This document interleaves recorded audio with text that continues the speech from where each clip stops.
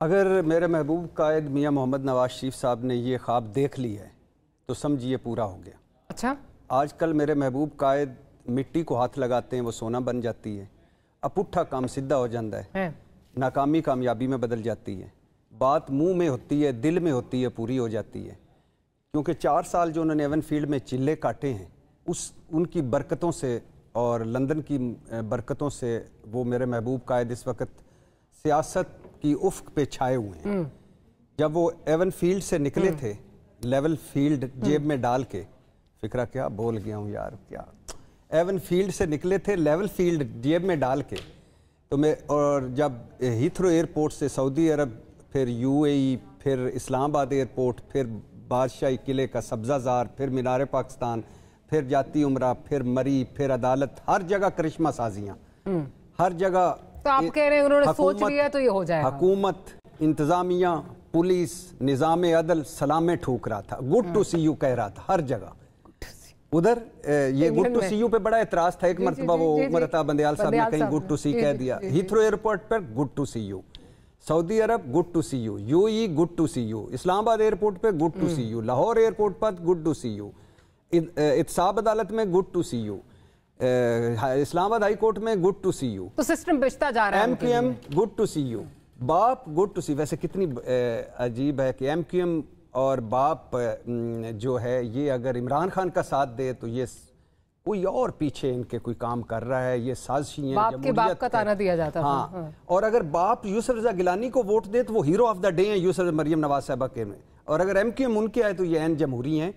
اور کل عمران خان صاحب لاڈلا ہیں، لاڈلا ازم ختم ہونا چاہیے۔ آج لاڈلے کی جنگ جیت چکے ہیں میرے محبوب قائد، اور بلاول جیلس فیل کر رہے ہیں۔ کل عمران خان سلیکٹڈ اور آج اپنی سلیکشن پر پھولے نہیں سما رہے، کل اسٹیبلشمنٹ سیاست سے دور رہے، یہ اس کا کام نہیں ہے۔ آج اسٹیبلشمنٹ میں نہ ہو تو یہ ملک کیسے چلے گا؟ کل ہم پر جھوٹے مقدمے ہمیں دیوار سے لگایا جا رہا ہے، اور آج یہ مکافات عمل ہے 2018 کا۔ کل نیب برا، آج نیب پر کسی کو کوئی اعتراض نہیں۔ کل یہ الیکٹیبلز، یہ MQM، یہ باپ، ان کو ختم ہونا چاہیے، سیاست دھل جائے گی۔ آج یہ سب جمہوریت کو کندھا دے رہے ہیں، اور کل جہانگیر ترین ڈاکو تھے، چور تھے، چینی چور تھے، آج وہ لیڈر ہیں، پھول بھیج چکے ہیں ایک دوسرے کو۔ یہ تو ہماری سیاست تو یہ کل جو کچھ الحمدللہ انہوں نے 2018 اتنا دور نہیں، جو کچھ کل کہا اس کے الٹ آج کر رہے ہیں۔ اور یہی اس کل بھی ہم کہتے تھے کہ آپ سارا کچھ 3.5 سال کا جو گند ہے وہ عمران خان صاحب کی جھولی میں ڈالیں، لیکن 35 سالہ گند کے ٹوکرے جو اٹھا کے آ رہے ہیں، اور 70-72 سالوں کی عمر میں آپ کیا کریں گے، کیا ڈیلیور کریں گے؟ لیکن اس وقت جو کچھ میرے محبوب قائد چاہیں گے وہ ہو جائے گا۔ عامر صاحب، لمبی چوڑی ایک چارج شیٹ جو ہے وہ پریزنٹ کی ہے بھٹی صاحب نے، آپ کو کیا لگتا ہے کہ ظاہر ہے جو بھی کینڈیڈیٹ میدان میں اترتا ہے وہ یہی سوچتا ہے کہ میری کوشش ہوگی 2/3 میجورٹی لوں، لیکن جو چیزیں انہوں نے جو گنوائی ہیں وہ غلط بھی نہیں ہیں، چیزیں کچھ ان کی فیور میں جاتی ہوئی نظر آ رہی ہیں، نظر آ رہا ہے۔ آپ کو کیا لگتا ہے کہ 98 کا ریپیٹ ایک ہو سکتا ہے؟ بھٹی صاحب کی ظاہر ہے وہ رٹی رٹائی جملے ہیں، اور ہم بھی سن کے اور لوگوں کے کان بھی پک گئے، لیکن یہ نہیں تھکے، تو یہ ان کا رائٹ ہے کہ یہ اپنی بات جس طرح چاہے کریں، میں اس کا احترام کرتا ہوں۔ سیاستدان کا کام کیا ہے کہ وہ لوگوں سے مخاطب ہوتا ہے، لوگوں سے بات کرتا ہے۔ ایک سیاستدان بینظیر بھٹو تھی، ایک نواز شریف تھے، انہوں نے مساق جمہوریت کیا، جس کو عمران خان نے کہا کہ یہ تو ایک دوسرے کی چوری چھپانے کا نام ہے۔ جب سیاستدان آپس میں بات کرنا چاہ رہے تھے تو اسٹیبلشمنٹ کو خیال آیا کہ یہ تو بڑی غلط بات ہو جائے گی، تو انہوں نے ایک لاڈلا نکالا اور اس کا توڑ ڈالا کہ بھئی ان دونوں نے اگر طے کر لیا تو ان کو بھی نہیں رہنے دینا۔ تو وہ جس لاڈ پیار سے لے کے آئے تھے، وہ لاڈ پیار جب ان کے اپنے گلے پڑا تو انہیں ظاہر ہے بھیجنا پڑا انہیں، کیونکہ وہ خود خان صاحب نے بھی تسلیم کیا، وہ کہتے تھے کہ مجھے تو قانون سازی کے لیے بھی ان لوگوں سے بات کرنی پڑتی تھی، حالانکہ جب وہ الیکشن میں جا رہے تھے تو وہ کہہ رہے تھے کہ میں حکومت نہیں لوں گا، کسی اتحادی کے ساتھ نہیں بیٹھوں گا۔ تو وہ پنجاب کے ڈاکو کے ساتھ بھی بیٹھے، وہ اپنی تانگا پارٹی کے ساتھ بھی بیٹھے، کیونکہ سیاستدان ہے نا بیچارہ، وہ اکیلا تھا اور یہ نئے آئے تھے تو انہوں نے سب کو قبول کر لیا۔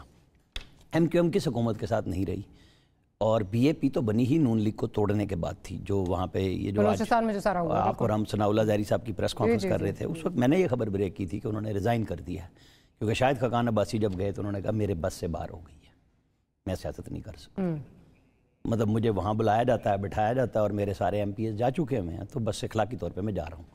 तो BAP जहाँ से बनी थी वहीं से टूट के आधी वापस PMLN में 14 तारीख को ज्वाइन कर रही है, और आधी जो है वो BAP की सूरत में इत्तेहादी बनने जा रही है। अच्छा, तो ये एक दायरे का सफर है जिसमें 75 साल से पाकिस्तान घूम रहा है। लेकिन क्या नवाज शरीफ साहब भी फिर उसी दायरे में दोबारा घूमने नहीं जा रहे हैं? मैंने तो नवाज शरीफ को बाहर नहीं किया पाकिस्तान से, दायरे के सफर में सारे आए हैं। नहीं, मेरा दायरे का सफर का मतलब है कि जो कहा जाता था वोट को इज्जत और बहुत सारी चीजें, जहां बाप पार्टी वापस आ रही है, जाहिर है किस तरह आ रही है ये हम सब तो देखें, हम किसी भी चीज को ये कहें कि जी ये सच है और ये झूठ है, तो वो नहीं हो सकता ना। जो सच है वो सच है। नवाज शरीफ को जब सिस्टम ने तय किया कि किसी भी सूरत में नहीं चलने दिया, 2014 में धरने शुरू कराए, ठीक है, उसने सियासी जमातों से रब्ता किया, उसने किसी इस्टेब्लिशमेंट से रब्ता नहीं किया। पीपल्स पार्टी, JUI, सब जो उसके खिलाफ थी उन सबको साथ बिठाया, पार्लियामेंट में मुकाबला किया, और सबको पता है आज तो हर चीज़ क्लियर हो चुकी कि वो धरने किसने चढ़ाए थे, कैसे आए थे, कजन्स को कहाँ से लाए थे। वो जो लंदन प्लान आज याद आ रहा है वो कहाँ से बन के आया था, उसमें चौधरीज भी शामिल थे, उसमें ज़ाहिर है कि इमरान खान भी थे, उसमें इस्टेब्लिशमेंट के लोग थे, उनकी वीडियोस भी आ गई, सब चीज़ें आ चुकी हैं। तो जब उसके बावजूद वो कामयाब रहे तो पनामा से अकामा, अकामा से अदलिया इस्टेब्लिशमेंट मिल के उनको निकाल दिया गया। अच्छा जी, उन्होंने फिर भी पाकिस्तान के ऊपर, पाकिस्तान के एसेट्स पे हमला नहीं किया। वो कहते रहे कि ये 5 मुअज़्ज़िज़ीन ने मुझे निकाला, जहाँ से आपका सवाल था कि जी वो वोट को इज्जत दो और सारी बात हुई। वो पाकिस्तान के अंदर लड़ के पाकिस्तान के इदारों में बात कर रहे थे कि जी देखें मेरे साथ ज्यादती हुई है। उसने 1 मिनट नहीं लगाया। वो आपके यहाँ एक इंटरव्यू हुआ है और जिन्होंने किया, मैंने उनको पूछा भी था, उन्होंने जवाब नहीं दिया, कि जब सदर साहब कह रहे थे कि इमरान खान वहाँ मार खा गए कि वो आइन पे चलते रहे, इसी सदर ने आइन तोड़ा। सुप्रीम कोर्ट के 5 रुकनी बेंच ने कहा कि आपको असम्बली नहीं तोड़नी चाहिए थी क्योंकि वो गलत हुआ था आइन के खिलाफ। आज सब हमको आइन, कानून, 90 दिन याद आते हैं, हम उस दिन को भूल जाते हैं जब आइन को सिटिंग वज़ीर आज़म ने बैठ के तोड़ा। फिर जिस अदलिया ने वो फैसला दिया, उस अदलिया से मैं तो यहाँ पब्लिकली कहता था कि 90 दिन में इलेक्शन करा लें, जो डेट दी है 14 मई 30 अप्रैल करा लें, नहीं होंगे, बुला लेते सब लोग, हमें तो नज़र आ रहा था, हम कह रहे थे कि नहीं हो रहे इलेक्शन, तो फिर करा लें। आप 9 मई कर बैठे। अब आपके साथ जो कुछ हुआ, अब आप उसमें नवाज शरीफ को ढूंढे लाडलापन। जिस शख्स को नाहक सजा दी सुप्रीम कोर्ट ने, जो पाकिस्तान के कानून में मौजूद नहीं थी, सजा वो दी। एक मॉनिटरिंग जज बैठ के हाई कोर्ट में हाई कोर्ट के हक को सलब करते हुए सुप्रीम कोर्ट भेजती है कि हम आपको मॉनिटर करेंगे, वो सज़ा हाई कोर्ट ने उड़ा दी, और वो 2 पेशियों में नवाज शरीफ की दोनों केसेस में ख़त्म हो जानी है सज़ा।